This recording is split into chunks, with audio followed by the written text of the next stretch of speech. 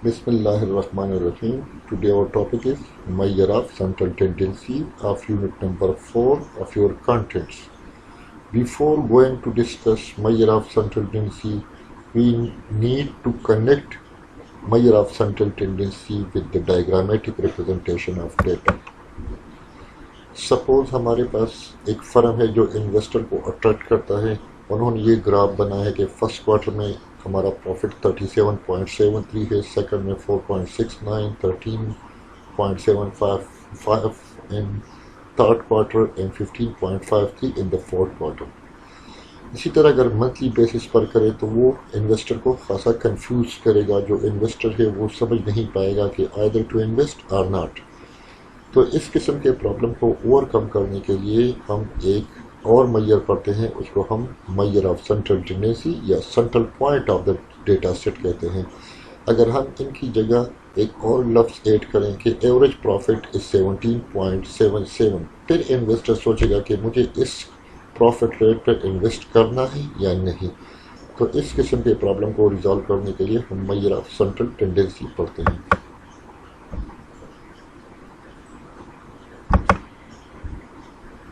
The tendency of the observations is to cluster in the central part of the data set. Such central part is called central tendency, and the summary value represent this central part is called measure of central tendency. The tendency of the observation is to cluster in the central part. It clustering around the central part, for example 2 4 2 6 5 5 4 4. So this 4 4 is the central part, and these 2 2 and 5 5 6 are clustering to this central part. This central part is said to be central tendency, and the value represent this central part is called measure of central tendency. Measure of central tendency is an easy way to understand and communicate the large data set to the other peoples. Now, property of the measure of central tendency. Two important features of the measure of central tendency. The first feature,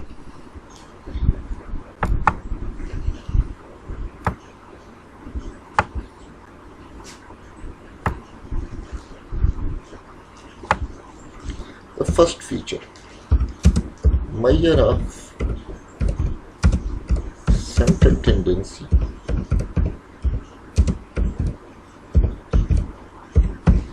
should be somewhere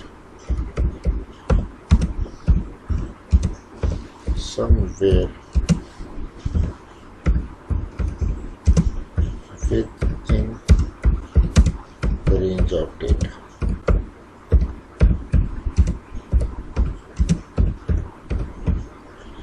Measure of central tendency should be somewhere within the range of data.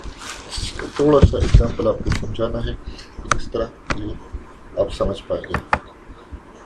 For example आपके पास value है 2 4 6 8 10, ये आपके पास values है। अब अगर इसका आप average find करें,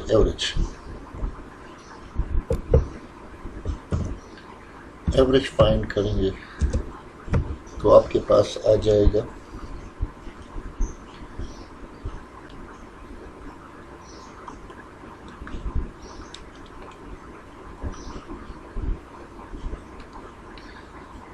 6। तो देखिए ये 6 है, ये लोवेस्ट वैल्यू और हाईएस्ट वैल्यू के दरमियान अपीयर करेगा। Measure of central tendency should be somewhere within the range of data. ये आउटसाइड डेटा नहीं होगा, यानी 10 से ज़्यादा नहीं हो सकता और 2 से कम नहीं हो सकता। सेकंड जो इसके इम्पोर्टेंट फीचर्स हैं,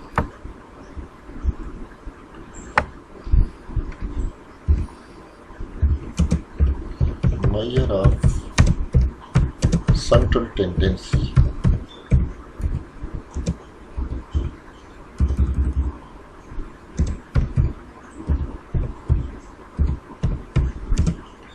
remains unchanged by the rearrangement of data.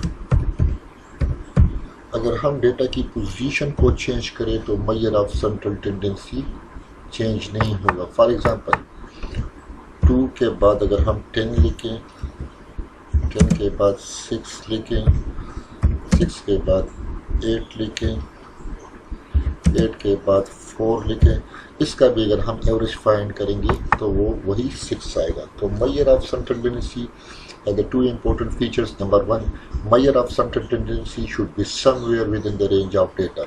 ये डेटा के रेंज में होगा. Second, it remains unchanged by the rearrangement of the data. This is the important feature of measure of central tendency. Main measure of central tendency. The 3 main measures is discussed in your courses. There are several measure of central tendency, but in your course discuss 3 measure of central tendency. First one, mean या arithmetic mean, median, mode. These 3 measure discussed in your course. First we discussing arithmetic mean. What is arithmetic mean या mean? The ratio between the sum and number of values is called arithmetic mean. Mathematically, it can be written as x1 plus x2 plus xn divided by n.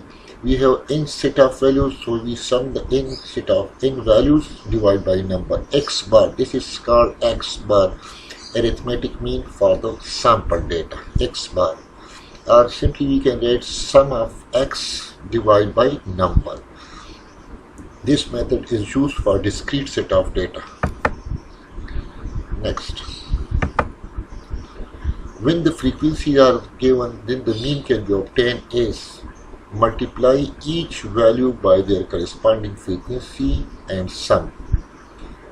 Divide by total number of frequency. This is called arithmetic mean when frequency is given to u.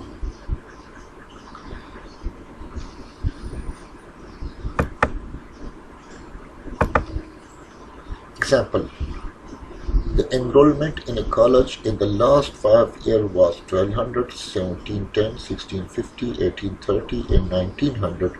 Find the average enrollment per year. As the data is ungrouped, this data is not in the form of group data. Ungrouped data, so we use the following formula: x bar sum of x. X is a label assigned to these values.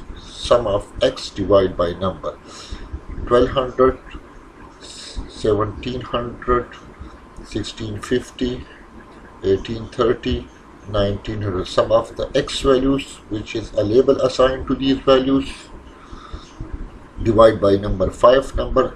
So x bar is equal to 16.5, means on average 1658 students enroll per year in this particular college. Now we are discussing the group data, or data given along with frequency. The following table represents the marks obtained by 10 students. Look at marks 45, 50, 65, 75, 90, and number of students. 2 students obtained 45 marks, 3 students obtained 50 marks, 2 students 65, 2 75, and 1 90 marks. Find the mean marks of the students. अब यहाँ देखिए हमारे पास group data given है. As the data is given in frequency table, so group data formula is convenient to solve our problem. कैसे? इसको हम x का label assign करेंगे और इसको हमने कन्वीनियंटली कहा था, पहले भी कहा था कि इसको हम f कहेंगे, नंबर ऑफ स्टूडेंट्स या नंबर ऑफ पर्सन या जो भी नंबर होगा उसको हम फ्रीक्वेंसी कहेंगे. 45, 50, 65, 75, 90, दिस इज x. उसकी फ्रीक्वेंसी 7 लिखें, मल्टीप्लाई करें. 45 multiply by 2 90, 50 multiply by 3 150, 65 multiply by 2 130, 75 multiplied by 2 150, 90 multiplied by 1 90. अब इस प्रोडक्ट से जो रिजल्ट आया उसको सम करते तो 6 10 और इसका सम तो हमारे पास 10 ही है. अब जो हम अरिथमेटिक मीन फाइंड करेंगे, x bar sum of fx divide by sum of f. 610 is the sum, and sum of frequency means total number of students is 610, so 61 marks on average. 61 marks, it means that an average mark is 61, but it does not mean the mark of each student is 61. In general, it gives a message that the average marks of the student are spread around 61. Before going to next example, थोड़ा सा आपके साथ discuss करना है. हमारे पास दो फार्मूले हैं. एक हमारे पास है x बार, एक हमारे पास ये फार्मूला है x बार,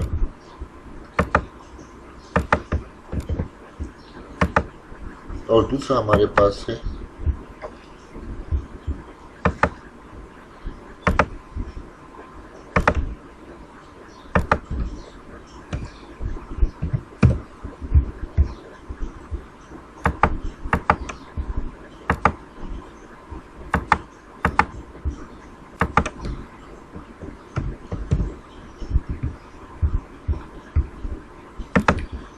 हमारे पास ये फार्मूला है.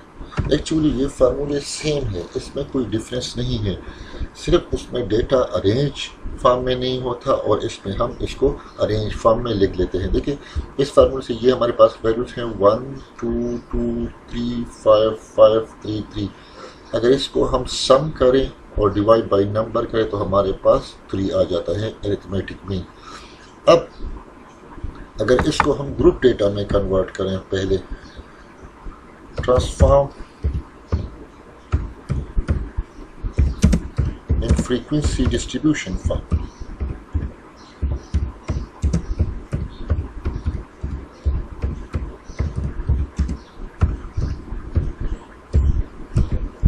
कैसे, जिस तरह हमने पहले पढ़ा था फ्रीक्वेंसी डिस्ट्रीब्यूशन फॉर्म में, हम इसको कैसे ट्रांसफॉर्म करेंगे. फॉर एग्जांपल ये मैंने इसको ट्रांसफॉर्म कर दिया फ्रीक्वेंसी डिस्ट्रीब्यूशन x, और हमारे पास ये है f. देखिए अब वैल्यूज को देखें, वैल्यूज हमारे पास 1 2 2, so 1 is repeated just one time, so frequency 1. 2 is repeated 2 times. 2 is repeated 2 times, so their frequency will be 2. 3 is repeated 3 times, so their frequency will be 3. And 5 is repeated 2 times. 5 is repeated 2 times, so their frequency will be 2. So the sum of these is 8. अब देखिए, applying the group data formula, f into x, 1 multiplied by 1 is equal to 1. 2 multiplied by 2, 4. 3 multiplied by 3, 9. 5 multiplied by 2, 10. इसको सम करें तो भी आपके पास 24 ही आएगा. बस अब अगर हम ये फार्मूला यूज़ करें, इसके बजाय हम ये फार्मूला यूज़ करें, 24 divide by 8 is equal to 3, तो उसी अरिथमेटिक में वही 3 आ जाएगा. तो एक्चुअली ये फार्मूले एक ही फार्मूला है, लेकिन जब हम डेटा को फ्रीक्वेंसी फॉर्म में कन्वर्ट करते हैं तो ये इसका एक कन्वीनियंट फॉर्म हमारे पास आता है. Now discussing the group data case. Consider the following group frequency distribution. अब इसमें क्या है, हमारे पास ग्रुप्स बने हुए, न्यूमेरिकल ग्रुप्स हैं. 300 to 490, 500 to 690, 700 to 890, 900 to 1090 and 1100 to 1290, and these are the number of workers. Find the mean wage. अब क्या करेंगे? Is the data given in class, so we use group data formula. First we convert into class limits into class marks. इन दोनों को सम करे, divide by 2 करे तो आपके पास क्लास मार्क्स आ जाएगा. इन दोनों को सम करे, डिवाइड बाई 2 करे तो आपके पास ये क्लास मार्क्स आ जाएगा. सिमिलरली इससे ये क्लास मार्क्स आ जाएगा, इससे ये क्लास मार्क्स आ जाएगा और इससे ये क्लास मार्क्स आ जाएगा. अब वही फार्मूला यूज़ करेंगे जो हमने पहले पढ़ा था. ये summation F of x. X क्या है? एक्स हमारे पास क्लास मार्क है. F into x 30 into 395, 50 into 595, 89 into 795, 65 into 995, 15 into 1195. तो आपके पास ये रिजल्ट मल्टीप्लिकेशन से आ जाएंगे और ये इसका सम होगा और ये टोटल नंबर ऑफ फ्रीक्वेंसी. तो sum of f x divide by sum 194,955 divide by 249, तो आपके पास 782.95 आ जाएगा. जब आपके पास डेटा क्लास लिमिट्स में या क्लास बाउंड्रीज में हो तो आपने उसको पहले क्लास मार्क्स में कन्वर्ट करना है. हम पहले क्लास मार्क्स पढ़ चुके हैं पहले यूनिट में.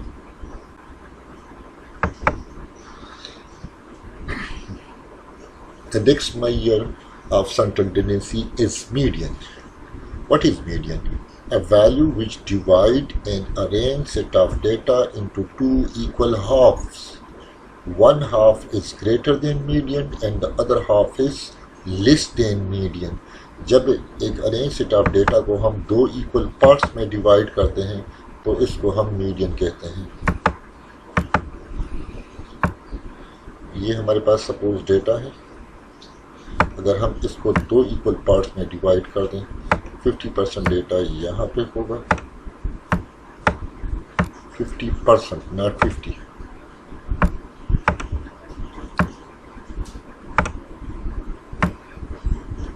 और 50% हमारे पास यहाँ पे होगा.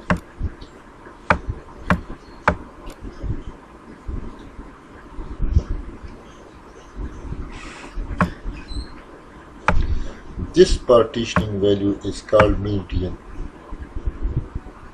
So, a value which divide an arranged set of data into two equal halves, one half is greater than median and the other half is less than median. Look at ये जो half होगा ये median से कम half होगा और ये greater than median half होगा. When the number of observation is odd, then median can be obtained by the following formula. ये मैं डिस्क्रीट केस को डिस्कस कर रहा हूँ जब आपके पास डेटा डिस्क्रीट में हो. Value of the n+1/2, th mean 5th 6 7. अगर आपके पास नंबर ऑफ ऑब्जर्वेशन ऑड है तो आप ये फार्मूला यूज करेंगे. अगर आपके पास नंबर ऑफ ऑब्जर्वेशन इवन है तो फिर आप ये फार्मूला यूज करेंगे. th used for 5th 6th 7th etc. In case of group data, median can be obtained by the following formula. Median is equal to L1 L2 minus L1 divided by F n by 2 minus C. What is L1? L1 and L2 are the lower and upper class. Boundary lies against nth n by 2th class. And C is the cumulative frequency of the preceding class lies against n by 2th. अब ये समझ में आ जाएगा कि ये मैं क्या कह रहा हूँ.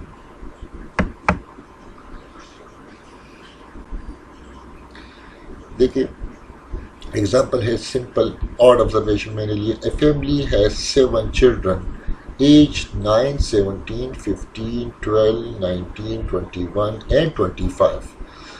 What is the median? अब आप देखिए इस नंबर ऑब्जर्वेशन को अगर आप स्टडी करें 1 2 3 4 5 6 7 ऑड है. नंबर ऑब्जर्वेशन आपके पास 8 है. Ordering the children age from least to greatest, we get age 9, 12, 15, 17, 19, 21, 25. इसको हम ऑर्डर करें या रैंक लगाए 1 2 3 4 5 6 7। यहाँ से हमें पता चला कि वो हमारा लास्ट वैल्यू है, हमारे नंबर ऑब्जर्वेशन ऑड हैं। So median is equal to value of the n plus 1. This is your n. This 7 is your n, last value. n plus 1 divided by 2. तो देखिए 7 plus median value of the 7 plus 1 divided by 2. तो ये median आपके पास fourth value is your median. अब इससे पहले जो हमने पढ़ा था fourth value is your median. अब देखिए ये जो fourth हमारी value है, ये इसके नीचे जो लाई करेगा वो आपकी मीडियन होगा, यानी ये आपको पोजीशन बताता है कि फोर्थ पोजीशन पे आपका मीडियन है।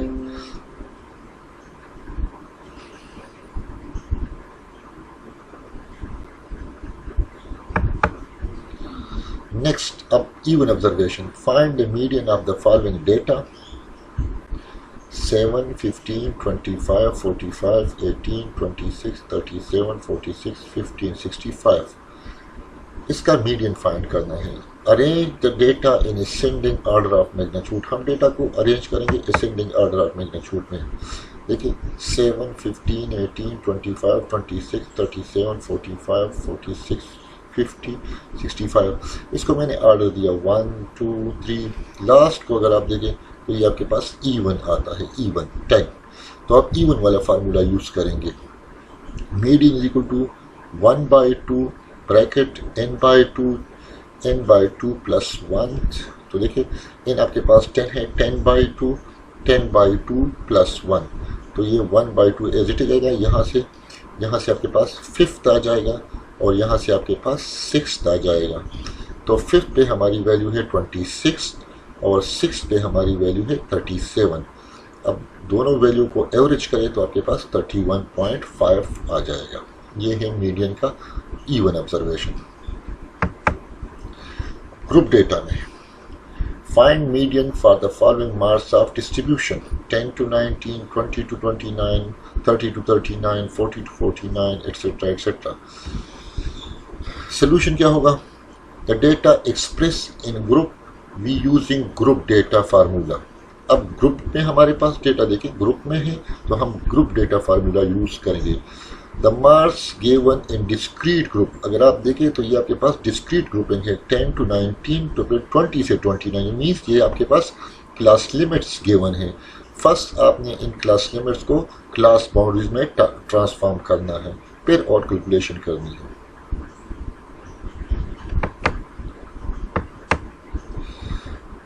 ये मैंने क्लास लिमिट्स लिखे हैं।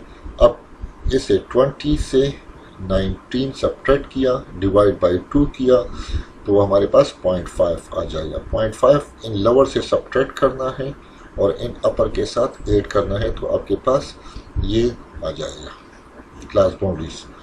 अब नेक्स्ट जो इसमें का फ्रीक्वेंसी एज इट इज लिखनी है, लेकिन इसकी कम्युलेटिव ये फ्रीक्वेंसी यहाँ पे आ जाएगी 10। ये 10 इस 16 के साथ 8 होगा, यहाँ पे लिखेंगे 26। ये 26 31 के साथ 8 होगा, यहाँ पे लिखेंगे 57। 57 22 के साथ 8 होगा तो यहाँ पे लिखेंगे 79। 79 41 के साथ 8 होगा तो यहाँ पे लिखेंगे 120। इसके साथ 8 होगा तो 132। 132 18 के साथ 8 होगा 150। ये फिगर दोनों बराबर होंगे, इसको हम कहते हैं cumulative frequency. To obtain median class, अब किस क्लास को एज ए मीडियन क्लास हम कंसिडर करें तो उसके आसान देखिए we divide a total observation by 2। ये हमारे पास टोटल नंबर ऑफ वैल्यूज है, टोटल ऑब्जर्वेशन है, इसको 2 पे डिवाइड करेंगे तो हमारे पास 75 आ जाएगा। अब कम्युलेटिव में आपने 75 को देखना है कि जो क्लास 75 के सामने हो वो class is a median class आप सेलेक्ट करेंगे, लेकिन 75 हमारे पास नहीं है तो 75 के साथ जो क्लोज वैल्यू है वो हमारे पास ये इज ए मीडियन क्लास आप सेलेक्ट करना है इसको। क्योंकि 75 नहीं है तो 75 के साथ जो क्लोज वैल्यू है, लेकिन आपने ये याद रखना है कि क्लोज अपर वैल्यू लेनी है, लोअर वैल्यू नहीं लेनी। तो ये आपका L1, ये आपका L2, ये आपका F और C कौन सा लेना है? Cumulative frequency of the preceding class, ये C लें। इस क्लास को सेलेक्ट किया तो कम्युलेटिव प्रीसीडिंग का लेना है ये। तो ये आपका L1, I am repeating, L1, L2, F और C आपके पास ये होगा।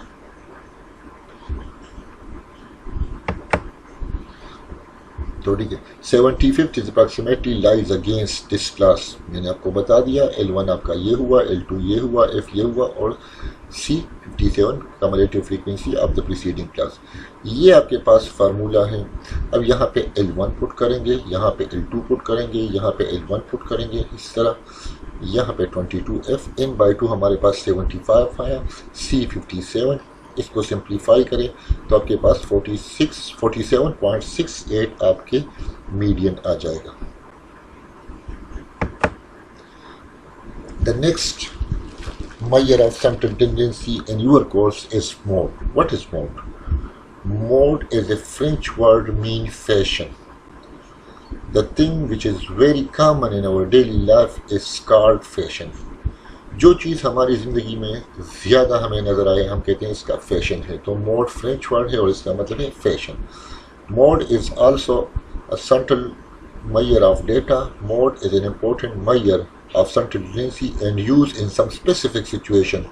Commonly ये यूज़ नहीं होता लेकिन कुछ specific situation में ये as a measure of central tendency use होता है। For example, a company produced shoes in different size. The company kept the record of its sale for 1 week, which is given below. ये size of shoes है 14, 20, 24, 36, 42 and 46. Number of shoes यानी 14 size के जो हैं वो 115, 20 size के 128, 24 to 41, 36 के 345, 42 569 और 46 size के 146।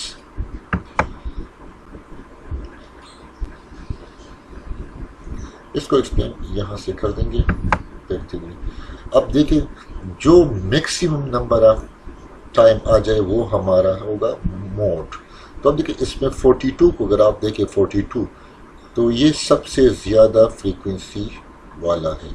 तो इसका मतलब है कि 42 ज़्यादा टाइम अपीयर हुआ है हमारे पास, तो इसकी फ्रीक्वेंसी लार्जेस्ट है।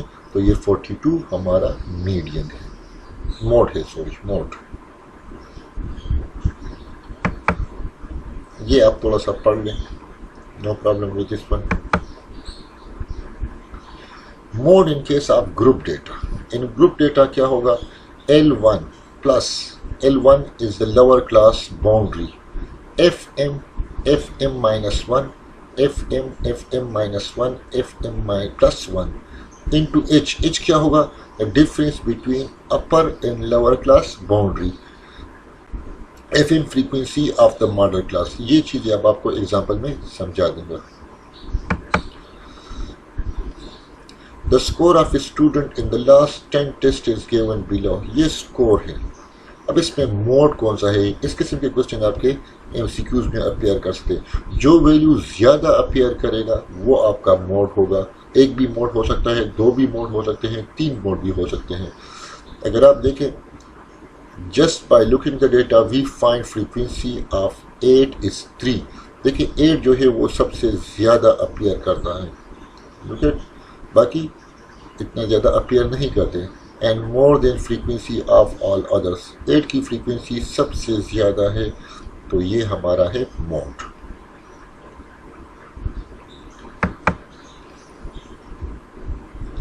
Estimate the mode of the following frequency distribution. ये आपके पास क्लासेस गिवन है और ये फ्रीक्वेंसी ग्रुप डेटा में आपके पास अब डेटा गिवन है।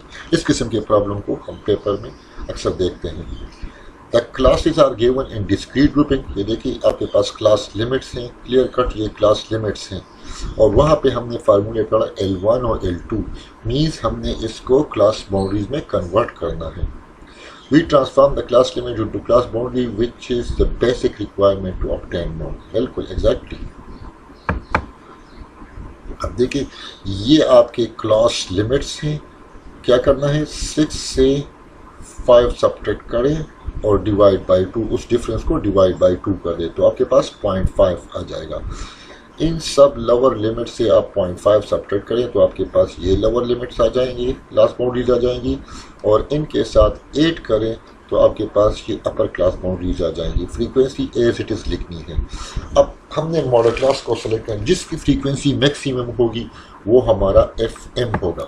FM ये हमारी मैक्सिमम, या इस क्लास की फ्रीक्वेंसी मैक्सिमम है तो ये FM, ये FM-1 और ये FM+1 होगा। The data 10.5 to 15.5 has maximum frequency, so it is called model class. The frequency of the model class is denoted by FM. इसको हम FM से डिनोट करते हैं। So L1 आपके पास 10.5, L2 आपके पास 15.5, FM आपके पास 8, FM-1 7 होगा, FM+1 जो होगा वो 3 होगा। H क्या होगा? The difference between L2 minus L1. The difference between these two is your H. Formula आपके पास गिवन है। अब हमने यहाँ पे वैल्यू सब्स्टिट्यूट, L1 की वैल्यू सब्स्टिट्यूट करें, FM की सब्स्टिट्यूट करें।